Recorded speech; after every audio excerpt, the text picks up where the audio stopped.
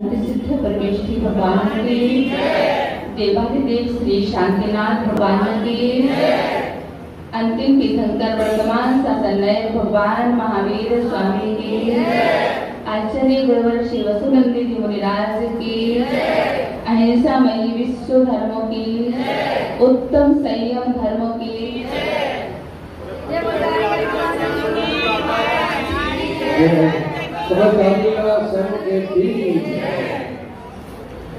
प्रश्न है बात।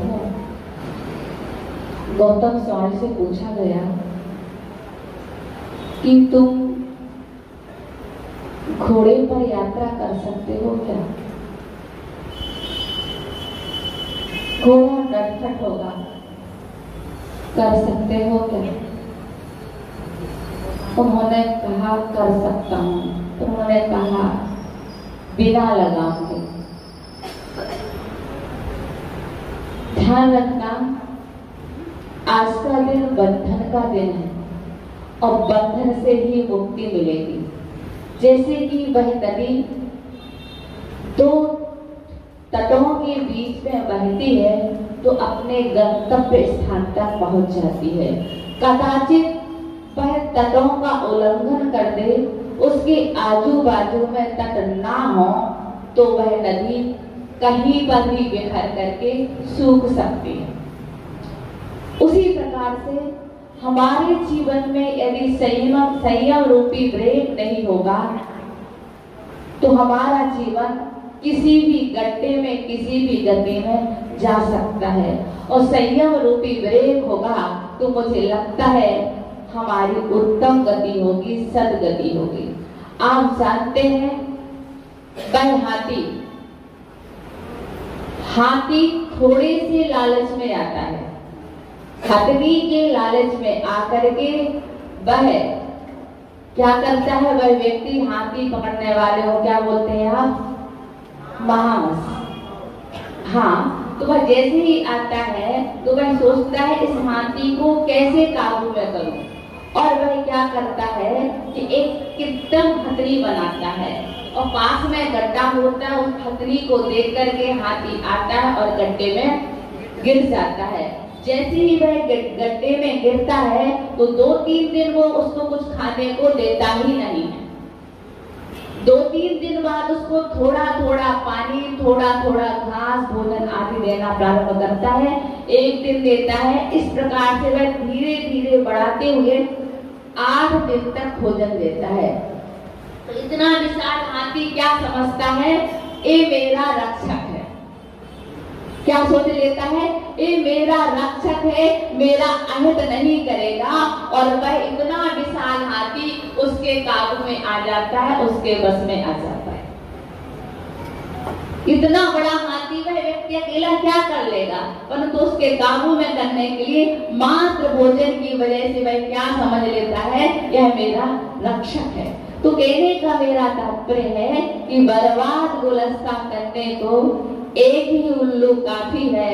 हर सांप पर उल्लू बैठा हो, बर्बाद गुलस्ता क्या होगा? समझने की कोशिश कीजिए। एक उद्यान है, बहुत सुंदर उद्यान है, बगीचा है, उस पर एक ही उल्लू चला जाए तो सारा बगीचे को तहस नहस कर देगा। परंतु उसकी प्रत्येक शाखा, प्रत्येक डाली पर एक एक उल्लू बैठा हो तो आप सोच सकते हैं उस बगीचे की कंडीशन क्या होगी। इसी प्रकार से जब एक ही इंद्रिय उस महामत्स्य को बस में कर सकती है तो आप एक इंद्रिय के मालिक नहीं हैं। आप तो कितने इंद्रिय के मालिक हैं? 5 इंद्रिय के मालिक नहीं, मालिक नहीं, नौकर, सर्वेंट। आप उनके अंडर में हैं, उनको आप अंडर में नहीं रखे तो आप समझ सकते हैं आपके जीवन की कंडीशन क्या होगी। यदि आपने इन इंद्रियों का सदुपयोग नहीं किया तो ये कहां से कहां आपको ले जा सकती हैं। तो ध्यान रखने वाली बात है, क्योंकि हमारा जीवन पूरा का पूरा जीवन किसमें निकलता है? करिष्यामि करिष्यामि इति चिंतेत, मरिष्यामि मरिष्यामि इति विस्मरेत। व्यक्ति क्या सोचता है, मैं करूंगा मैं करूंगा मैं करूंगा, पर इस बात को भूल जाता है मैं मरूंगा मैं मरूंगा मैं मरूंगा। वो अपने मरण को तो भूला ही हुआ है। इसलिए यदि हमेशा आप याद रखो मेरा भी मरण होगा, तो मुझे लगता है सबको पता है, सब जानते हैं, एक सप्ताह के अंदर सबका मरण होता है। कोई 8वां दिन स्पेशली नहीं आता है। इन 7 दिन के अंदर हम सभी को जाना है, पर हम क्यों नहीं सोच पा रहे कि हम कुछ कर लें। आप समझते हैं आपने मनुष्य पर्याय को पा लिया, तो मनुष्य पर्याय आपकी श्रेष्ठ क्यों है? आप बुद्धिमान है इसलिए। आपसे ज्यादा बुद्धि उस देवता में है, वाचस्पति में, और आपसे ज्यादा वैभव उनके पास कई गुना। और आप कितने सुंदर हैं, उससे कई गुनी सुंदरता देवों के पास है। आपके पास कितने ज्ञान है, मति ज्ञान, शुद्ध ज्ञान। उनके पास जन्म से 3 ज्ञान होते हैं, ज्ञान से भी बड़े हैं, वैभव से भी बड़े हैं, सौंदर्य से भी बड़े हैं। आखिरकार मनुष्य गति श्रेष्ठ क्यों है? उनके अंदर एक ही कमी है, वह तुमसे ज्यादा भगवान की आराधना कर लेते हैं। वह सौधर्म इंद्र प्रत्येक पंचकल्याणक में आता है। आप तो सोचते हैं कि रोज ही पंचकल्याणक होते हैं, मैं कहां तक जाऊं। जब से माता जी आई है रोज ना रोज विधान चलते हैं, मैं कहां तक बैठूं। मुझे लगता है वह सौधर्मेंद्र ऐसा नहीं सोचता है, उसके मन में ऐसा विचार नहीं आता है। वह एक साथ 170 समोसन लगवाता है, इतनी उसके पास विभूति है, इतना उसके पास वैभव है, और इतना उसके अंदर भगवान के प्रति भक्ति है, समर्पण है। वो प्रत्येक पंचकल्याणक में आता है और 5 कल्याणकों में आता है, एक कल्याणक में नहीं। गर्भ में भी आएगा, जन्म में भी आएगा, तप में भी आएगा, केवल ज्ञान में भी आएगा, और मोक्ष कल्याण में भी आता है। कहने का तात्पर्य है कि अपने अंदर पर थोड़े में सोच लेते हैं, परंतु ध्यान रखना वह लौकांतिक देव कब आते हैं? लौकांतिक देव सिर्फ जब आदिनाथ या किसी भी तीर्थंकर भगवान को वैराग होता है, तो वैराग की अनुमोदना करने आते हैं, हे प्रभु आपको धन्य, आपने अच्छा मार्ग स्वीकार किया। और वैराग की अनुमोदना करके तुरंत ही चले जाते हैं। वो संयम अंगीकार करें तब तक नहीं रुकते। इसलिए कहा जाता है, रायचंद जी हुए, उन्होंने कहा जीवन में 3 बातें याद रखना चाहिए। क्या रखना चाहिए? काल सिर पर सवार है। इसका मतलब क्या हुआ? काल सिर पर सवार है, मृत्यु कभी भी आ सकती है। बढ़ते भयम। जो भरत चक्रवर्ती था वह हमेशा इस बात से डरता था मृत्यु पता नहीं कब आ जाए, तो वह सतर्क था, सावधान था। भरत घर में वैरागी था।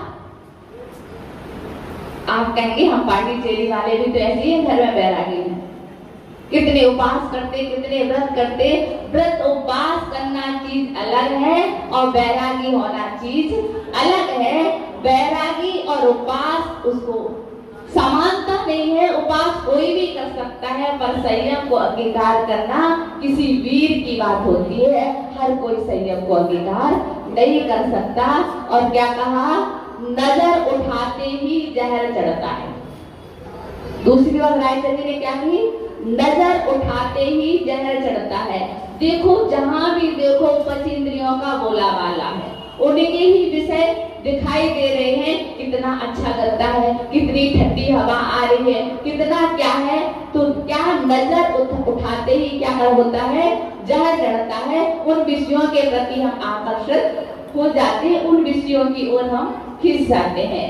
अगली बात कही, पांव रखते ही जहर चढ़ता है। पांव रखते ही जहर चढ़ता है। हम कोई भी प्रवृत्ति करते हैं संसार की, चाहे शादी करते हैं, विवाह करते हैं, कुछ भी करते हैं, तो क्या होता है?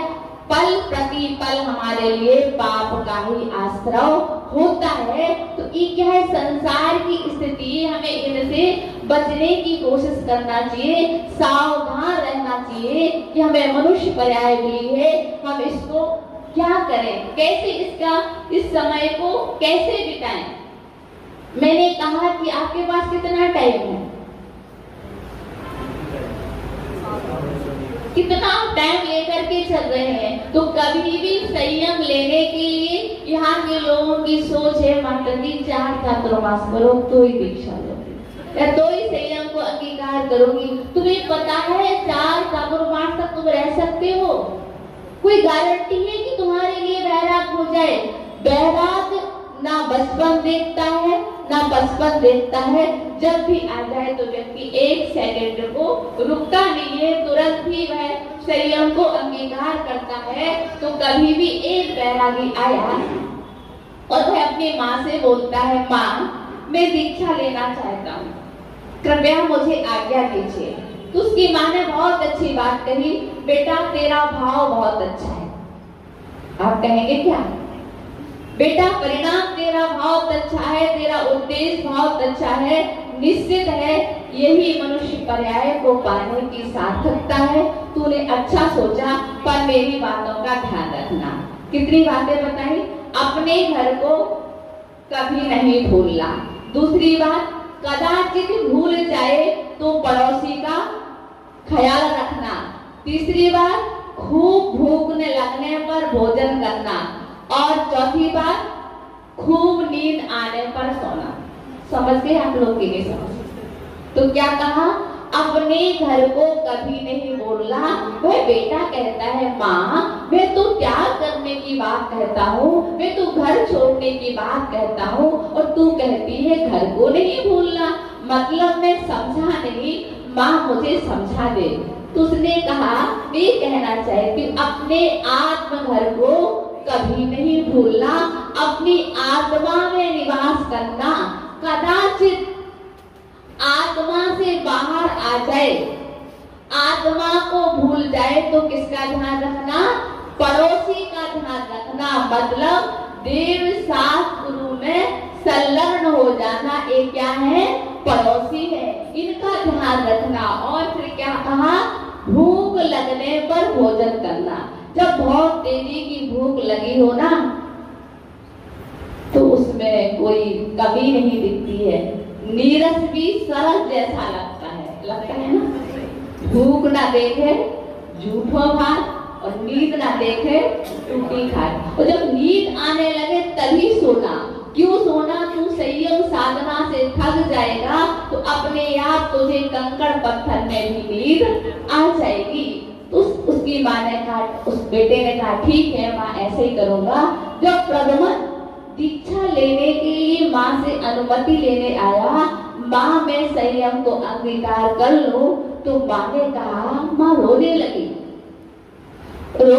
और बोली, बेटा बता तू कितनी माँओं को रुलाएगा? क्या बोला उसने? बता कितनी माँओं को रुलाएगा? तू जा रहा है, मुझे बहुत दुख हो रहा है। प्रद्युम्न ने बहुत अच्छी बात कही, माँ चिंता ना कर, मुझे पता है मेरे जाने से तुझे कष्ट होगा, मुझे सब कुछ पता है, परंतु माँ मैं तुझे वचन देता हूँ, तुझसे वचनबद्ध होता हूँ, तू मेरी अंतिम माँ होगी, तू मेरी अंतिम माँ होगी। मैं इस बार दीक्षा लेकर के अपने जन्म मरण को हमेशा के लिए खत्म कर दूंगा, दोबारा मैं माँ नहीं बनाऊंगा। ऐसे भी वैरागी हुए। तो कहने का मेरा तात्पर्य है कि पर हम सबकी नीति क्या है?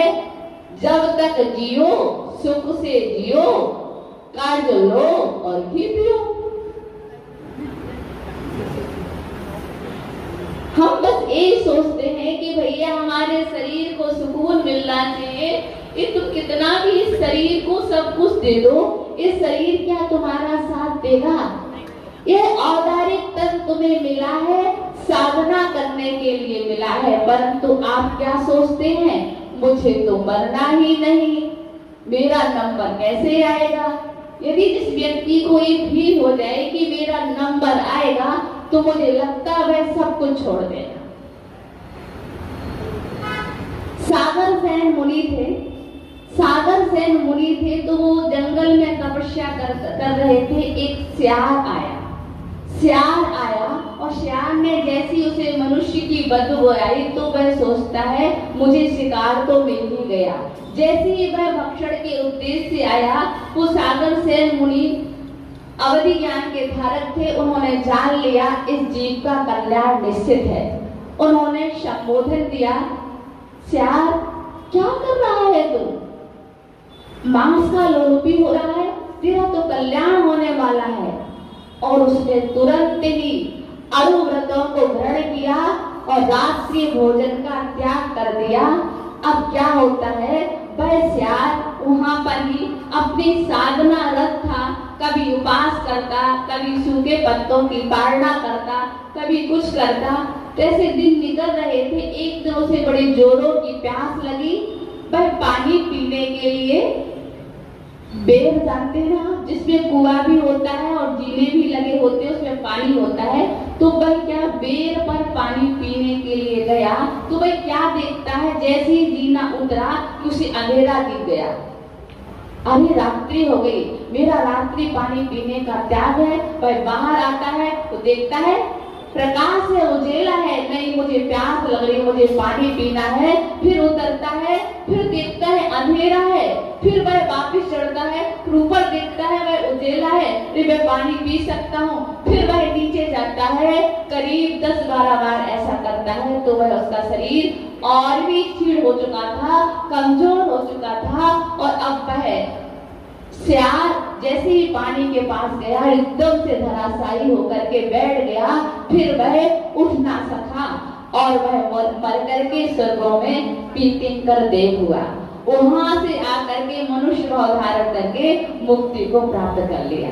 मैं आपको ये बताना चाहती हूँ, त्रियंच लोग भी रात्रि में भोजन नहीं करते और हम चैन होकर भी रात्रि भोजन का त्याग नहीं कर पाते। ये कितनी विचारणीय बात है, कितनी सोचनीय बात है। हम अपने मन पर इतना संयम नहीं कर रख पाते, हम अपनी जिह्वा पर इतना कंट्रोल नहीं रख पाते।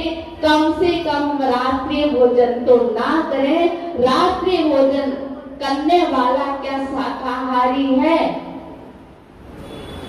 रात्रि भोजन करने वाला कभी शाकाहारी हो ही नहीं सकता। आगम कहता है वह मांसाहारी ही है। तो मुझे लगता है रात्रि भोजन करना जैनों के लिए, और तो क्या डॉक्टर लोग मना करते हैं कोई भी रात्रि में भोजन ना करो। इससे रात्रि भोजन करने से भोजन पचता नहीं है, स्वस्थ बिगड़ता है। जो व्यक्ति रात्रि में भोजन नहीं करता उसको 6 महीने उपवास का फल मिलता है। साल में कितने दिन होते हैं? साल में कितने महीने होते हैं? 12 महीने होते हैं। तो 6 महीने के उपवास करने का फल मिलता है जो व्यक्ति रात्रि में भोजन नहीं करता है। तो कहने का मेरा तात्पर्य है, इन्हें हम छोड़ नहीं सकते, छोड़ तो सकते हैं पर हम अपनी इंद्रियों पर कंट्रोल नहीं कर सकते हैं, हम इंद्रियों पर काबू नहीं पा सकते हैं। विचार कीजिएगा, हम परअवस्था में 1 दिन नहीं 8 दिन भूखे रह जाते हैं, पर शायद अनुकूलता में, शायद धर्म की खातिर नहीं।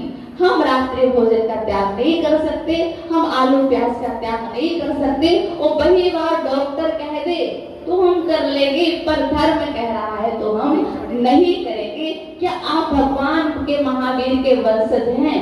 क्या आप महावीर का व्यक्तित्व आपके अंदर है? क्या आप राम की मर्यादाओं का पालन कर रहे हैं? क्या आप जीसस के प्रेम को मार रहे हैं? संयम का दिन मतलब आत्मा से स्नेह। जिसको आत्मा से स्नेह होगा वह संयम को अंगीकार करेगा, जिसको आत्मा से स्नेह नहीं होगा वह संयम को अंगीकार कर ही नहीं सकता है। एक राहगीर, हमारी जो प्रवृत्ति है, अभी की घटना है, नैनागिरी में आपने देखा होगा एक तालाब है ना, तालाब है। वहां पर क्या हुआ कि एक मेढक था और मेढक ने क्या कर लिया, सर्प को पकड़ा और वह क्या देख रहा था कि वहां पर उसी तालाब में एक मछली, और मछली को और पकड़ना चाह रहा था। उसके मुख में क्या है, उसकी आसक्ति की बात बता रहा है। इतना आसक्त होता है, हमारे लिए यदि कुछ भी मिल जाए तो उसमें तृप्ति नहीं पाते, हम क्या सोचते और आ जाए और मिल जाए, कभी भी हमारी तृप्ति हो ही नहीं पाती है। तो हमारे मन को तृप्त करने के लिए इसलिए कहा गया, रही मन जब जबरा बाबरी कह गई स्वर्ग पताल, आप तो कह भीतर गई जूती जूती खाट कपाल। जो जिब्रा होती है वह क्या करती है, टेस्ट को चखती है, दांत नहीं चखते, और दांत क्या करते हैं, मेहनत करते हैं, और वह टेस्ट लेकर के भीतर चली जाती है। और कुछ भी किसी से बोल दे तो कौन बोलता है, जिब्रा, जिब्रा चलती है, बोल भी दिया, गाली भी दे दी, और फिर वह अंदर चली गई। और जूते किसने खाए, दांत किसके, दांत बाहर आ जाते हैं। तो कहने का मेरा तात्पर्य है कि दो इंद्रियों पर दो को जीतना बहुत कठिन है। किसको, एक स्पर्शन इंद्रिय को, दूसरी रसना इंद्रियों को। यदि रसना इंद्रियों को हमने कंट्रोल कर लिया तो मुझे लगता है कि हम बहुत आगे पहुंच गए, परंतु हमारा कंट्रोल हो ही नहीं पाता है और हम चलते रहते हैं संसार की दौड़ में। हम चले जा रहे थे, एक राहगीर मिल गया, राहगीर मिल गया। जैसे आप ट्रेन से जाते हैं, बस से जाते हैं, किसी से भी जाते हैं तो राहगीर आपको मिलता है। उसे भी एक राहगीर मिला और उसने वार्तालाप हुई, 1-2 किलोमीटर साथ चले। फिर उसने कहा मेरा परिचय ये है, मैं सेठ हूँ, मेरे लिए दुनिया जानती है, जब भी तुम्हें पैसों की आवश्यकता हो तो मुझे याद करना। उसने कहा अब मेरा परिचय सुन लो, आप कौन है, मैं यमराज हूँ, मैं यमराज। वो थरथरा गया, कांप गया, यदि आप यमराज हैं तो अब तो उसने बात करने का तरीका ही उसका बदल गया। उसने कहा देखो अपन दोनों की अब दोस्ती हो चुकी है, अपन लोग फ्रेंड हैं, दोस्त हैं, तो अब ऐसा करना कि आपका काम क्या है और बता दो। सब जानते हैं, दुनिया जानती है कि मैं यहाँ आता हूँ, लोगों को लेकर के चला जाता हूँ, मेरे लेने आने का ही काम है। तो दोस्ती नहीं निभाओगे, मैं प्रकृति का उल्लंघन नहीं कर सकता, पर इतना जरूर करूंगा, तुम्हें पहले संकेत दूंगा, तुम्हारे पास फोन करूंगा, पत्र भेजूंगा, कुछ ना कुछ तुम्हें संकेत मिलेंगे। उसने कहा ठीक। समय निकला, वह अपने पोतों में व्यस्त है, अपने बेटे में व्यस्त है, अपने बाहर घूमने मस्ती करने में व्यस्त है, उसे कुछ भी ध्यान नहीं है। और फिर वह यमराज आधम का, उसने बोला तुमने धोखा दिया, अन्याय किया, तुमने कहा था मैं तुम्हें संकेत करूंगा, पत्र भेजूंगा। उसने कहा धैर्य धारण करो, मैं क्या करता, मैंने एक नहीं 4 पत्र तुम्हारे पास भेजे, तुम नहीं समझे तो मैं क्या करूं। क्या पत्र भेजे, मुझे तो मिले ही नहीं। वो बात अलग है, तुम उसकी भाषा नहीं समझ पाए, मैंने तो भेजे है ना। क्या भेजे, मैंने सबसे पहले तुम्हारे जो काले बाल थे सफेद कर दिए, पर तुम इतनी बुद्धिमान निकले, इतने होशियार निकले, बाजार जाकर के मैंने दूसरा पत्र भेजा आपके लिए। दूसरा पत्र क्या भेजा, आंखों से दिखना बंद हो गया, कानों से सुनना बंद हो गया, तो आपने क्या किया, चश्मा चढ़ा लिया और क्या किया, मशीन लगा ली। आप मेरे दूसरे पत्र की भाषा भी नहीं समझे, फिर भी मैंने तीसरा लेटर लिखा और भेजा। उसमें क्या किया, पूरी आपकी दांत निकाल दिए, दांत गिर गए। तो आप इतने महान थे, आप अपने ऊपर कंट्रोल नहीं कर पाए और नई बत्ती सी सेट करवा के आप चना को भी खाने लग गए।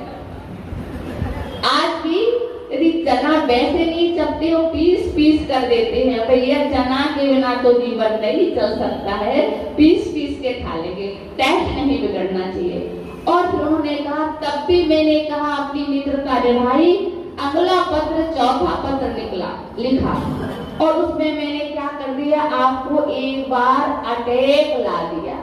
आप इतने समझदार थे कि बाईपास सर्जरी करवा कर आ गए। गलती मेरी नहीं, बेचारा निजी निगाहें करके बैठ गया। अब उसके पास कुछ भी चारा नहीं था। क्या करता बेचारा, उसको जाना पड़ा। यही हम तुम्हारे से कह रहे हैं कि देखो समय निकलता जा रहा है, निकलता जा रहा है। अब भी सचेत हो जाओ। सुबह का भूला शाम को वापस आ जाता है तो भूला नहीं कहलाता है। हमारे तीर्थंकरों की परंपरा रही, हमारे राजाओं की परंपरा रही। घर में बहुत कम राजा मरे, सब दीक्षा लेकर के अपने बेटों को राज्यभार संभाल करके ही दीक्षा लेकर के उन्होंने अपने आत्मा का कल्याण किया। तुम्हारे बेटे हो गए, बेटे के पोते हो गए, तब भी तुम्हें वैराग्य पैदा नहीं हुआ, तब भी तुम्हारी संयम लेने की भावना नहीं बनी, तो क्या होगा? तुम क्या सोचते हो? समय तो बहुत कम।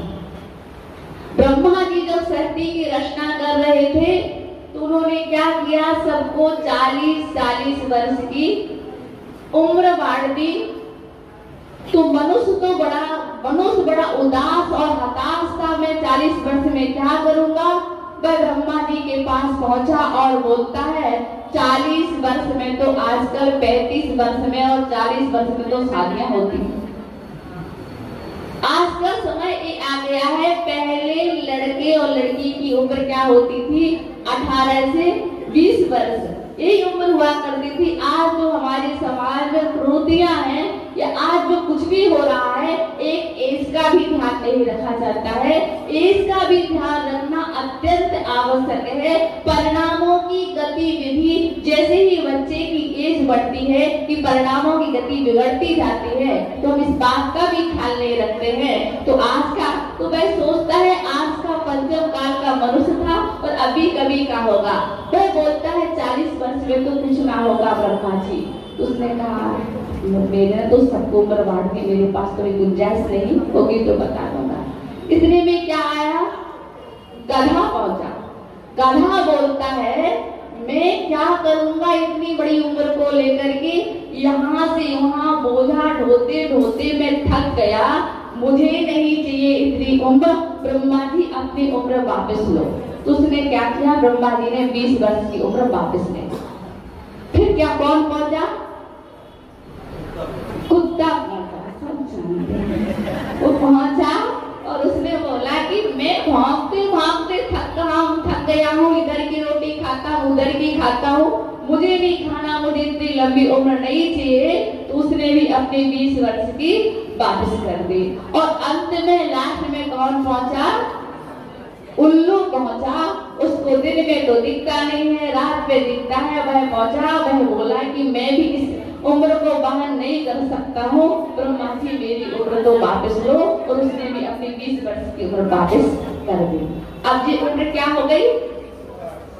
अब जी मनुष्य तो लोभी लालची है ही। तो वह पहुंचा और बोला, ब्रह्मा जी ने कहा ले लो, मेरे पास उम्र आ गई 20 वर्ष की गधे की और 20 वर्ष की कुत्ते की और 20 वर्ष की उल्लू की, तीनों उम्र उसको दे दी।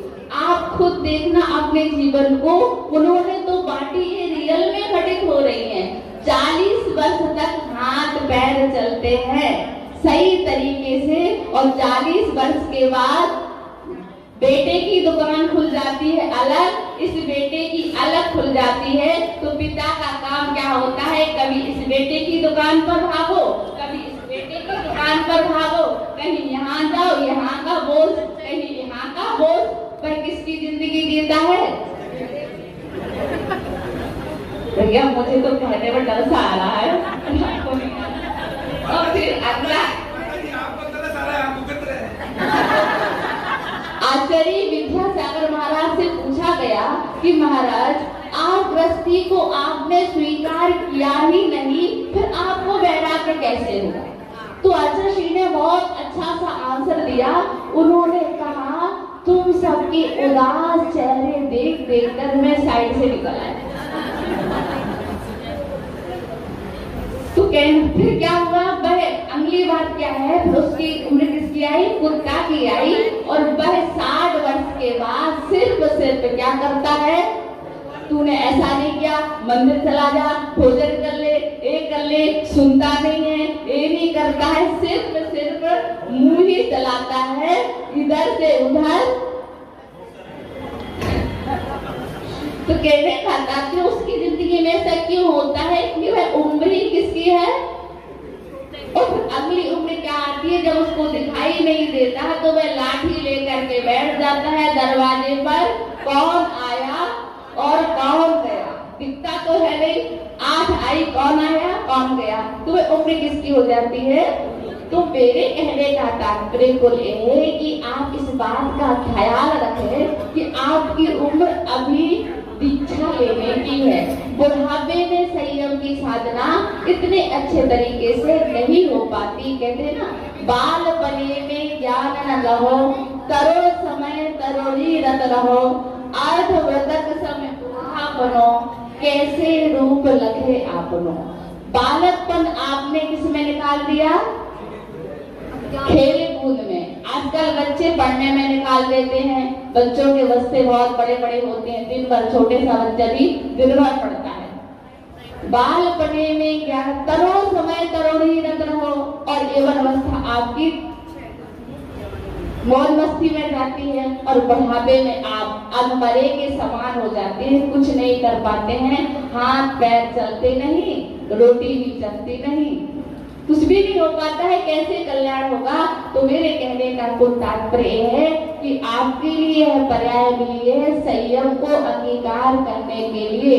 निश्चित रूप से अपने जीवन में यदि आपने संयम को स्वीकार नहीं किया तो ये समय निकलता जाएगा, मनुष्य पर्याय निकलती जाएगी और संयम किसी भी गति में नहीं है।